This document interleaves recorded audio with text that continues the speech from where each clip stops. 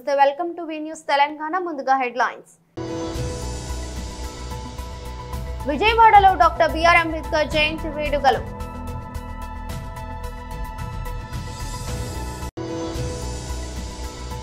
తాడికొండలో doctor BR Ambedkar జయంతి వేడుకలు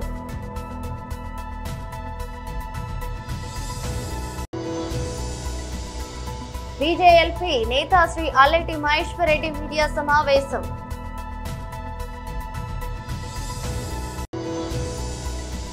doctor Babasaheb Ambedkar గారి జయంతి కార్యక్రమం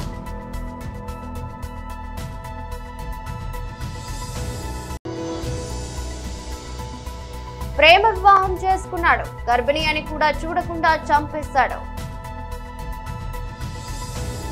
విజయవాడలో డాక్టర్ బిఆర్ అంబేద్కర్ జయంతి వేడుకలు నిర్వహించారు. మహానుభావుడు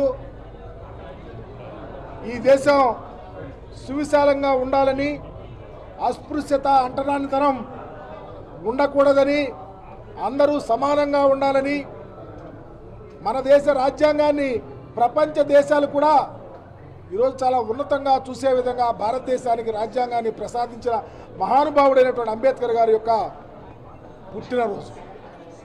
చాలా ఆనందం.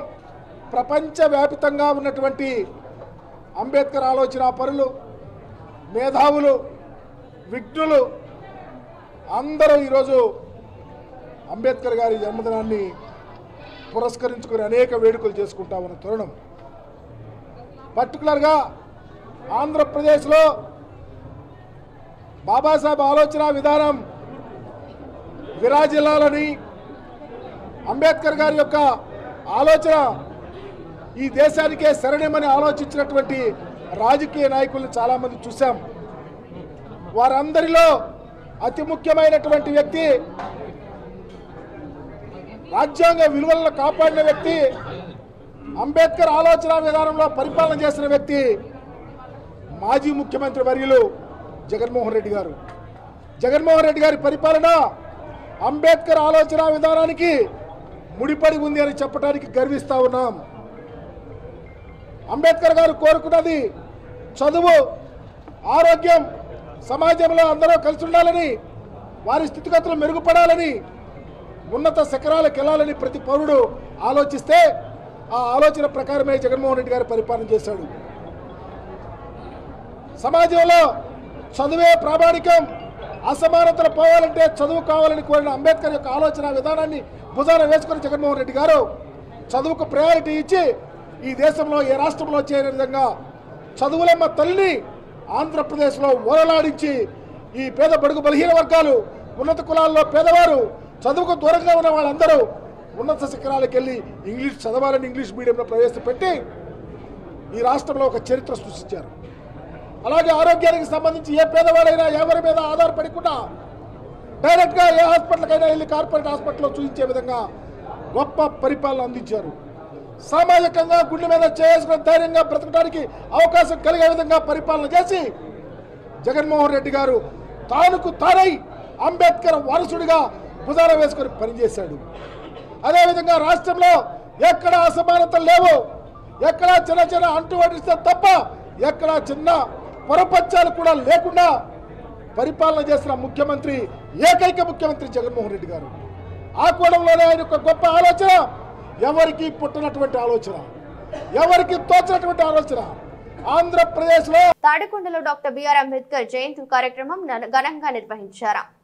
సభాధ్యక్షులు శాసనసభ్యులు శ్రవణ్ కుమార్ గారికి, డాక్టర్ బిఆర్ అంబేద్కర్ గారి 134వ జన్మదినోత్సవం సందర్భంగా ఇక్కడ విచ్చేసినటువంటి సామాజిక న్యాయ స్ఫూర్తితో పోరాటం చేస్తూ అమరావతి నిర్మాణానికి కంకణబద్దులై పేదరికం లేని సమాజ నిర్మాణం కోసం కంకణబద్దులై P4 విధానాన్ని తీసుకొచ్చినటువంటి మన ప్రియతమ నేత ఆంధ్రప్రదేశ్ రాష్ట్ర ముఖ్యమంత్రి వర్యులు శ్రీ నారా చంద్రబాబు నాయుడు గారికి, వేదిక మీద ఉన్నటువంటి బంగారు కుటుంబాలకు, అదేవిధంగా మార్గదర్శి కుటుంబాలకు, ఇతర పెద్దలకు, ప్రజలకు అందరికీ నమస్కారాలు. ఈరోజు రాజధాని ప్రాంతంలో డాక్టర్ బిఆర్ అంబేద్కర్ గారి జన్మదినోత్సవాన్ని జరుపుకోవటం చాలా సుపరిణామం. అమరావతి రాజధాని చుట్టూ రిజర్వ్ నియోజకవర్గాల మధ్యలో ఉన్నటువంటి దళిత రాజధానిగా పిలువబడే ఈ రాజధానిలో ఈ కార్యక్రమానికి చేపట్టడం ముఖ్యమంత్రికి ప్రభుత్వానికి నేను ధన్యవాదాలు తెలియజేస్తున్నాను. అంబేద్కర్ గారు ఒక మిలిటరీ, వారి తండ్రి ఆర్మీలో పనిచేశారు కాబట్టి చిన్నప్పటి నుంచే అదేవిధంగా పనిచేసే నిబద్ధత ముందుకొచ్చారు. ఆ రోజు అస్పృశ్యతలు, ఆర్థిక సమస్యలు ఉన్నప్పటికీ కూడాను కష్టపడి చదివి విదేశాల్లో కూడా వెళ్ళి విద్యను అభ్యసించినటువంటి వ్యక్తి అంబేద్కర్ గారు. అపర మేధావి, ప్రపంచ మేధావి, లండన్ మ్యూజియం లాంటి పుస్తకాలన్నిటి కూడా చదివినటువంటి ఏకైక వ్యక్తి డాక్టర్ బిఆర్ అంబేద్కర్. అంతేకాకుండా ఆర్థిక శాస్త్రంలో 2 PhD డాక్టరేట్లు పొందినటువంటి వ్యక్తి కూడా డాక్టర్ బిఆర్ అంబేద్కర్ గారు. వారు రాజ్యాంగ రచనే కాకుండా సామాజిక న్యాయాని కోసం, అదేవిధంగా కుల వివక్షని తరిమికొట్టేందుకు, ఆర్థిక అంతరాలు తగ్గించేందుకోసం ఈరోజు రాజకీయాలలో ఈరోజు రిజర్వేషన్ కల్పించినటువంటి ఇవన్నీ కూడా డాక్టర్ బిఆర్ అంబేద్కర్ యొక్క చలవని కూడా తెలియజేస్తున్నాం. ఈ ఎస్టీల అభ్యున్నదే కాకుండా స్త్రీలకు సమాన హక్కులు, అదేవిధంగా రైతులు, కార్మికుల సంక్షేమం కోసం ఎన్నో నిర్ణయాలు తీసుకున్నటువంటి గొప్ప వ్యక్తి డాక్టర్ బిఆర్ అంబేద్కర్ గారు. వారు బహుభాషా కోవిదులు. అంతేకాకుండా వ్యవసాయ రంగంతో పాటు ఇది నీటిపారుదల రంగం మీద కూడా వారు చేసినటువంటి కృషి మరువలేనిదని కూడా తెలియజేసుకుంటూ, ఈ రోజున మనం తీసుకున్నట్లయితే మన ప్రభుత్వం అంబేద్కర్ గారి ఆశయాలకు అనుగుణంగా వారి స్ఫూర్తితో మన గౌరవ ముఖ్యమంత్రి గారు ముందుకెళ్తున్న విషయాన్ని కూడా మనందరం ఒకసారి గుర్తు చేసుకోవాలి.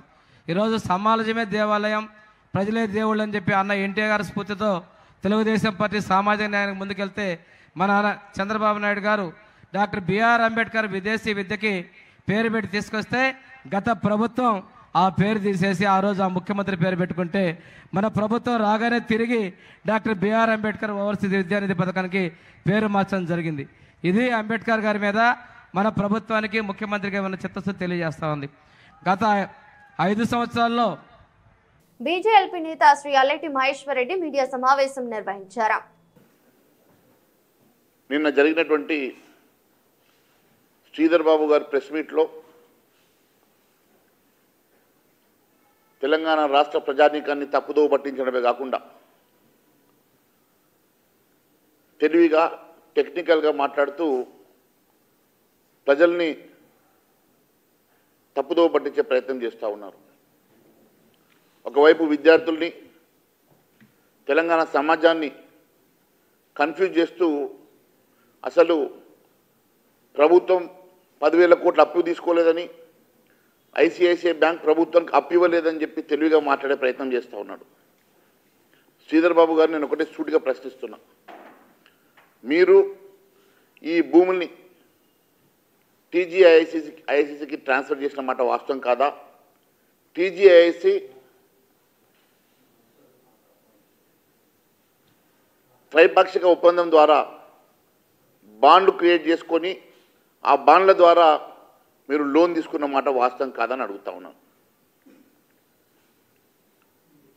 ఈ కాగితాలు మరి టీజీఐసి దగ్గర భద్రంగా ఉన్నాయా?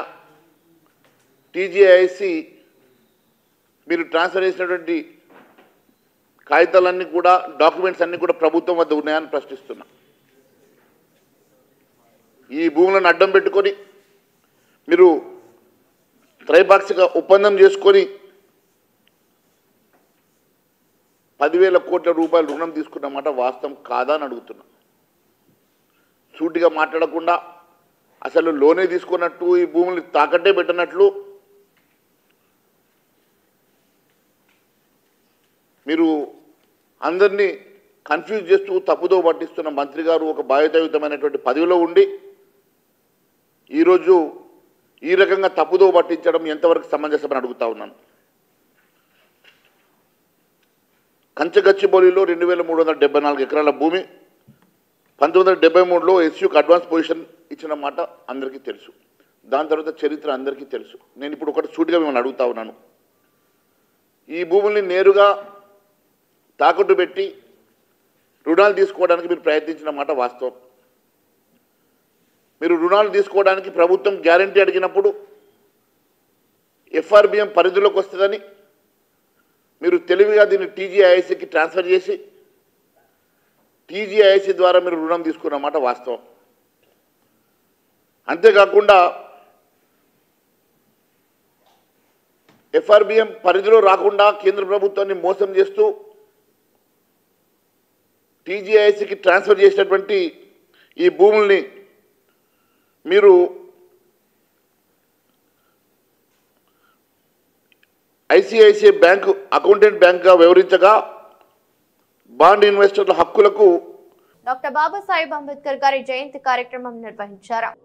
పెద్దలు మాజీ మంత్రివర్యులు గతంలో దళిత బంధు లాంటి విప్లవాత్మకమైన పథకం భారతదేశంలో స్వాతంత్రానంతరం మొట్టమొదటిసారి మరి తన చేతుల మీదుగా ప్రవేశపెట్టే అదృష్టాన్ని దక్కించుకున్న గౌరవ మాజీ మంత్రివర్యులు శ్రీ కొప్పుల ఈశ్వర్ గారు, మరొక మాజీ మంత్రివర్యులు గౌరవనీయులు పెద్దలు ఆనాటి ఉద్యమం నుంచి మరి ఈరోజు ప్రతిపక్షంలో కూడా సమర్థవంతంగా తన పాత్ర పోషిస్తున్న అన్న శ్రీనివాస్ గౌడ్ గారు, మాజీ మంత్రివర్యులు పెద్దలు విశేష రాజకీయ అనుభవం కలిగిన సీనియర్ నాయకులు, ఎప్పుడు కూడా మరి స్ఫూర్తిదాయకంగా మాకు సలహాలు సూచనలు అందజేసే గౌరవనీయులు శ్రీ పొన్నాల లక్ష్మయ్య గారు, రాజ్యసభ సభ్యులు పెద్దలు సోదరులు, మొన్న డీలిమిటేషన్ విషయంలోనైతేనేమి, అదేవిధంగా హైదరాబాద్ సెంట్రల్ యూనివర్సిటీలో జరుగుతున్న దాష్టీకాల విషయంలో అయితేనేమి మన పార్టీ తరఫున రాజ్యసభలో అద్భుతంగా ప్రసంగించిన గౌరవనీయులు వద్దిరాజు రవిచంద్ర గారు, ఒక పోలీస్ అధికారిగా అత్యున్నత స్థాయిలో అడిషనల్ డైరెక్టర్ జనరల్ ఆఫ్ పోలీస్గా పనిచేస్తూ ఇంకా 8 సంవత్సరాల అనుభవం, 8 సంవత్సరాల అక్కడ అవకాశం ఉన్నా, సర్వీస్ ఉన్నా దాన్ని వదిలిపెట్టి ఇవాళ అధికార పార్టీ ఏ ఆఫర్ కావాలంటే ఆ ఆఫర్ ఇస్తానంటే కూడా అవన్నీ పక్కన పెట్టి కేసీఆర్ గారి నాయకత్వంలోనే తెలంగాణకు సంపూర్ణ న్యాయం జరుగుతుందని చెప్పి వాళ్ళ మనతో పాటు ఒక సైనికుడిలా ముందుకు పరుగు పెడుతున్న గౌరవనీయులు RS ప్రవీణ్ కుమార్ గారు, తమ్ముడు SC/ST కమిషన్ మాజీ అధ్యక్షుడు సోదరుడు ఎర్రోల శ్రీనివాస్ గారు, పెద్దలు శ్రీమతి తుల ఉమ గారు, కరీంనగర్ జిల్లా పరిషత్ మాజీ అధ్యక్షులు, మాజీ మంత్రివర్యులు రాయేశం గౌడ్ గారు, మాజీ రాజ్యసభ సభ్యులు పెద్దలు చంద్రశేఖర్ రెడ్డి గారు, ఎమ్మెల్సీ దాసోజి శ్రవణ్ గారు, తమ్ముడు బాల్కా సుమన్ గారు, ఇంకా రాజీవ్ సాగర్ గారు, మాజీ ఎమ్మెల్సీ సోదరులు సుభాష్ రెడ్డి గారు, వేదిక పైన ఆసీనులైన MNC నన్న ఇంకా అందరికీ పేరు పేరున, అదేవిధంగా వేదిక ముందు ఆసీనులైన పెద్దలకు, పత్రికా మిత్రులకు పేరు పేరున అందరికీ హృదయపూర్వకంగా డాక్టర్ బాబాసాహెబ్ 135వ జయంత్యుత్సవ శుభాకాంక్షలు మీ అందరికి కూడా తెలియజేసుకుంటా ఉన్నాను. ముందుగా డాక్టర్ బాబాసాహెబ్ గురించి పెద్దలు చెప్పిన అన్ని విషయాలతో ఏకీభవిస్తూ ఒక 2 విషయాలు వారి గురించి నాకు తెలిసినవి, నేను అధ్యయనం చేసినవి మీ ముందు పెట్టాలనుకుంటా ఉన్నాను. మొన్న చెన్నైలో తమిళనాడు ముఖ్యమంత్రి MK స్టాలిన్ గారు ఈ దక్షిణాది రాష్ట్రాలకు, ముఖ్యంగా ఈ దేశంలో చాలా ప్రోగ్రెసివ్గా ముందుకు పోతున్న రాష్ట్రాలకు కేంద్ర ప్రభుత్వ వైఖరి వల్ల ఇప్పుడు ఏదైతే డీలిమిటేషన్ అని చెప్పి మన గొంతు కోసే ప్రయత్నం చేస్తున్నారో, గొంతు నొక్కే ప్రయత్నం చేస్తున్నారో దానికి సంబంధించి ఒక సమావేశం పెడుతున్నాం, మీరు మీ పార్టీ తరఫున మరి ప్రతినిధులను పంపండి అని మన పార్టీ అధ్యక్షులు పెద్దలు కేసీఆర్ గారికి వారికి ఉత్తరం రాయడం జరిగింది. సరే, కేసీఆర్ గారు నాతో పాటు వర్కింగ్ ప్రెసిడెంట్గా నాతో పాటు మన రాజ్యసభ సభ్యులందరినీ కూడా ఆ సమావేశానికి హాజరుగమని చెప్పి మమ్మల్ని పంపించడం జరిగింది. ఆ క్రమంలో ఈ డీలిమిటేషన్ గురించి కొంత అధ్యయనం చేస్తూ ఉంటుంది. నేను ఏం మాట్లాడాలా, ఏం చెప్పాలా, ఏం చెప్తే బాగుంటుంది అని చదువుతున్నప్పుడు నేను అనుకోకుండా ఆనాడు రాజ్యాంగం రాసే క్రమంలో, రాజ్యాంగాన్ని రూపొందించే క్రమంలో భారతరత్న డాక్టర్ బాబాసాహెబ్ అంబేద్కర్ గారి నేతృత్వంలోని కమిటీ ఏదైతే ఉండేనో, చాలామంది మేధావులతో కూడిన కమిటీ, దానికి చైర్మన్గా డాక్టర్ బాబాసాహెబ్ ఉండే. సో ఆ కమిటీ ప్రతి అంశాన్ని సునిశ్చితంగా లోతుగా పరిశీలిస్తూ ఏం చేయాలి, ఏమేం పొందుపరచాలి, మరి ఎన్నో కోట్లాది మంది ఆశలతో ముడిపడ్డ ఈ దేశం, దేశ భవిష్యత్తు, మరి ఇన్ని రకాల వైవిధ్యాలు ఉన్న దేశం, ఇన్ని భాషలు, ఇన్ని మతాలు, ఇన్ని కులాలు, ఇన్ని ఉపకులాలు, ఇన్ని సంస్కృతులు, ఇన్ని ఉన్న దేశం కాబట్టి దీన్ని ఐక్యంగా ఎట్లుంచాలి, ముందుకు ఎట్లా తీసుకుపోవాలి అని ఆలోచించే క్రమంలో ఆ కాన్స్టిట్యూయెంట్ అసెంబ్లీ డిబేట్స్ అని జరిగినాయి ఆనాడు. అంటే ఆ రోజు ప్రతిదాన్ని చాలా సంఘంలో ఎస్ఐ రాజేష్ అంబేద్కర్ జయంతి వేడుకలను ఘనంగా నిర్వహించారు. జాతీయ రహదారి పక్కన ఏర్పాటు చేసిన చలివేంద్రం వద్ద స్థానిక యువకులతో కలిసి అంబేద్కర్ చిత్రపటానికి పూలమాలలు వేసి నివాళులర్పించారు. అనంతరం స్థానికులకు మజ్జిగను పంపిణీ చేశారు. అంబేద్కర్ ఆశయాలను కొనసాగిస్తామని పేర్కొన్నారు. కార్యక్రమంలో యువకులు పాల్గొన్నారు.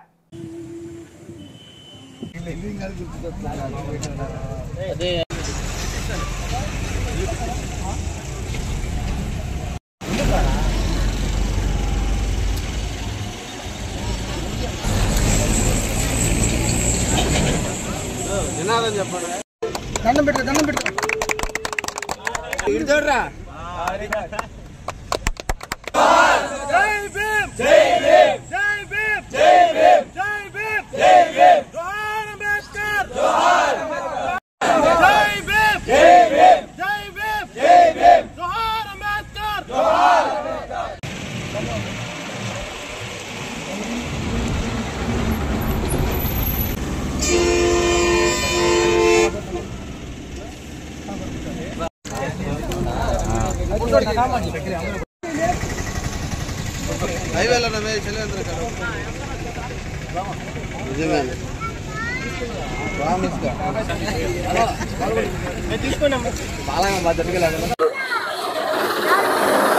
అందరికీ నమస్కారం.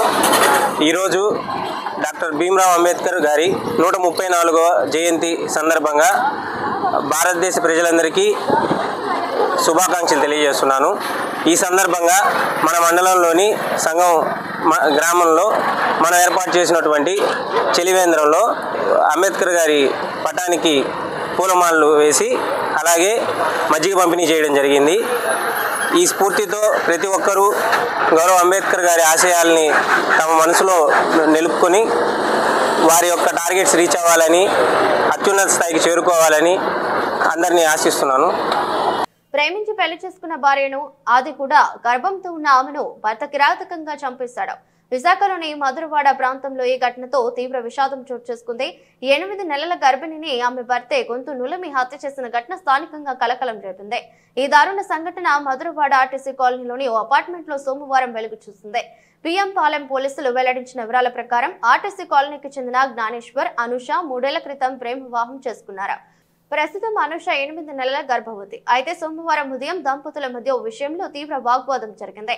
ఈ క్రమంలో ఆగ్రహానికి గురైన జ్ఞానేశ్వర్ భార్య అనుష గొంతును గట్టిగా నులిమేశాడు. దీంతో అనుష ఊపిరాడక అక్కడికక్కడే స్పృహ కోల్పోయింది. వెంటనే జ్ఞానేశ్వర్ స్థానికుల సాయంతో ఆమెను సమీపంలోని ఓ ప్రైవేట్ ఆసుపత్రికి తరలించాడు. పరిస్థితి విషమంగా ఉండటంతో అక్కడి నుంచి మెరుగైన చికిత్స నిమిత్తం కేజీహెచ్ కు తీసుకెళ్లారు. అయితే కేజీహెచ్ కు చేరేసరికి అనుష మృతి చెందినట్లు వైద్యులు నిర్ధారించారు. సమాచారం అందుకున్న పిఎం పాలెం పోలీసులు సంఘటనా స్థలానికి చేరుకున్నారు. నిందితుడు జ్ఞానేశ్వర్ ను అదుపులోకి తీసుకుని విచారిస్తున్నారు. ఈ ఘటనపై కేసు నమోదు చేసి హత్యకు దారితీసిన పూర్తి కారణాలపై దర్యాప్తు చేస్తున్నట్లు పోలీసులు తెలిపారు. అంబేద్కర్ జయంతి పురస్కరించుకుని కాంగ్రెస్ పార్టీ సరితమ్మ క్యాంపు కార్యాలయం నుండి మహానీయుడు అంబేద్కర్ చిత్రపటాలతో జడ్పీ మాజీ vice chairman, Congress party Gadwal నియోజకవర్గ ఇన్ఛార్జి సరితమ్మ, మున్సిపల్ మాజీ చైర్మన్ బిఎస్ కేశవ్, మున్సిపల్ మాజీ వైస్ చైర్మన్ గంజిపేట్ శంకర్, యువజన కాంగ్రెస్ జిల్లా అధ్యక్షుడు ఆర్ తిరుమలేష్ కాంగ్రెస్ పార్టీ శ్రేణులతో కలిసి జైభీం ర్యాలీ అంబేద్కర్ చౌరస్తా వరకు నిర్వహించి అంబేద్కర్ విగ్రహానికి పూలమాలలు వేసి నివాళులర్పించారు.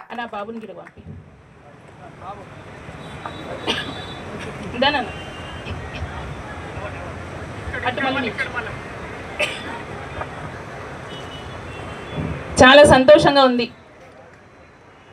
అంబేద్కర్ గారి వారసులుగా ఈరోజు మనం జయంతి ఉత్సవాలు జరుపుకోవడం, ప్రతి గ్రామాన కూడా అంబేద్కర్ గారి విగ్రహానికి దండలేస్తున్నారు, దండాలు పెడుతున్నారు, ఫోటోలు దిగుతున్నారు, స్టేటస్లు పెడుతున్నారు.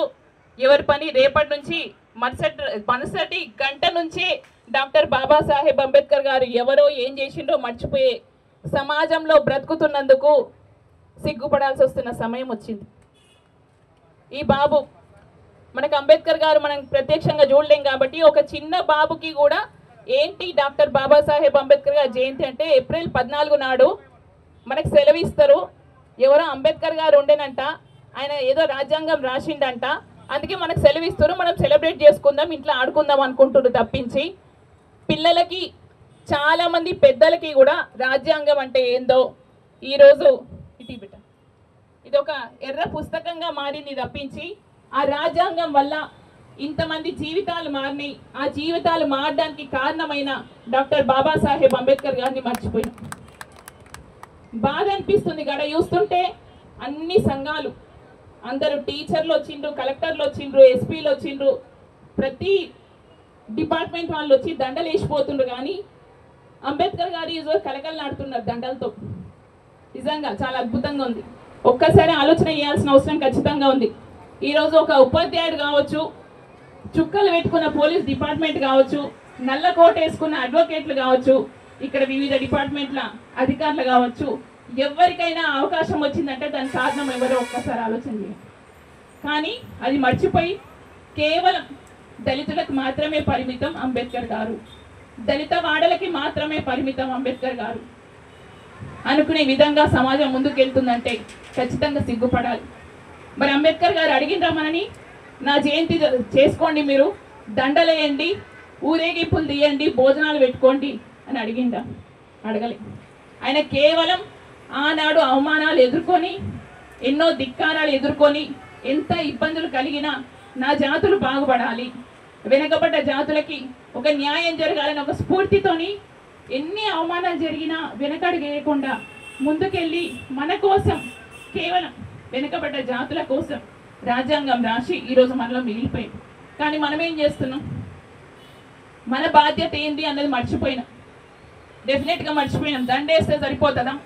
మరి దండేసి టీమిండియా యువ cricketer IPL franchise Gujarat Titans captain Shubman Gill గొప్ప మనసు చాటుకున్నారు. మొహాలీలోని ఫేజ్ 4 సివిల్ ఆసుపత్రికి సుమారు 35 లక్షలు విలువ చేసే వైద్య పరికరాలను విరాళంగా ఇచ్చారు. కార్పొరేట్ సామాజిక బాధ్యత ప్రోగ్రాంలో భాగంగా యంగ్ ప్లేయర్ ఇలా ఔదార్యాన్ని చాటాడు. ఈ ప్రాంతంలో వైద్య సేవలను మరింత మెరుగుపరచడమే లక్ష్యంగా ఈ కార్యక్రమం కొనసాగుతుంది. కాగా శుభ్మన్ సీక్రెట్ గా ఈ డొనేషన్ చేశాడు. ఇక గిల్ విరాళంగా ఇచ్చిన వైద్య పరికరాలతో వెంటిలేటర్లు, ఐసీయూ బెడ్లు, ఆపరేషన్ థియేటర్ టేబుల్లు, సీలింగ్ లైట్లు, సిరంజీ పంపులు, ఎక్స్రే మెషిన్లు ఉన్నట్లు మొహాలీ సివిల్ సర్జన్ డాక్టర్ సంగీత జైన్ తెలిపారు. ఆసుపత్రి విరాళం అందజేసిన గిల్ కు ఆమె ప్రత్యేకంగా కృతజ్ఞతలు తెలిపారు. ఆసుపత్రి అవసరాల ఆధారంగా పరికరాలు కేటాయిస్తామని వైద్యురాలు చెప్పారు. అవసరమైతే ఇతర ఆసుపత్రులకు కూడా వాటి వల్ల ప్రయోజనం చేకూరుతుందని పేర్కొన్నారు. మొహాలీ పట్టణంలో గిల్ కు ప్రత్యేక అనుబంధం ఉంది. ఆ సిటీలోనే అతను చిన్నతనంలో క్రికెట్ శిక్షణ పొందాడు. ప్రస్తుతం అక్కడ ఇల్లు కూడా కట్టుకున్నాడు. తాజాగా జరిగిన ఈ విరాళాల కార్యక్రమానికి గిల్ అత్త పాటియాలా జిల్లా ఇమ్యునైజేషన్ అధికారి డాక్టర్ కుశాల్దీప్ కౌర్ హాజరయ్యారు. ప్రస్తుతం జరుగుతున్న ఐపీఎల్ 18వ సీజన్ లో శుభ్మన్ గిల్ సారథ్యంలో గుజరాత్ టైటాన్స్ జట్టు అద్భుతంగా రాణిస్తున్న విషయం తెలిసిందే. ఇప్పటి వరకు 6 మ్యాచ్లు ఆడి 4 విజయాలు నమోదు చేసింది. తద్వారా పాయింట్ల పట్టికలో టాప్ లో ఉంది. తన తర్వాత మ్యాచ్ ను ఈ నెల 19న అహ్మదాబాద్ లోని నరేంద్ర మోదీ స్టేడియంలో ఢిల్లీ క్యాపిటల్స్ తో ఆడనుంది. వార్తలు ముగించే ముందు మరోసారి హెడ్లైన్స్. విజయవాడలో డాక్టర్ బిఆర్ అంబేద్కర్ జయంతి వేడుకలు.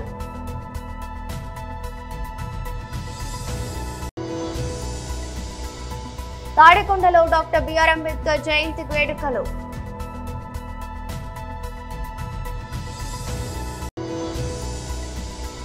బీజేఎల్పీ నేత శ్రీ అల్లెటి మహేశ్వర్ రెడ్డి మీడియా సమావేశం.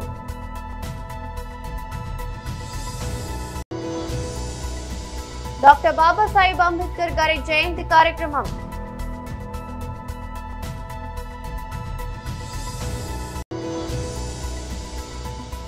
ప్రేమ వివాహం చేసుకున్నాడు, గర్భిణి అని కూడా చూడకుండా చంపేశాడు.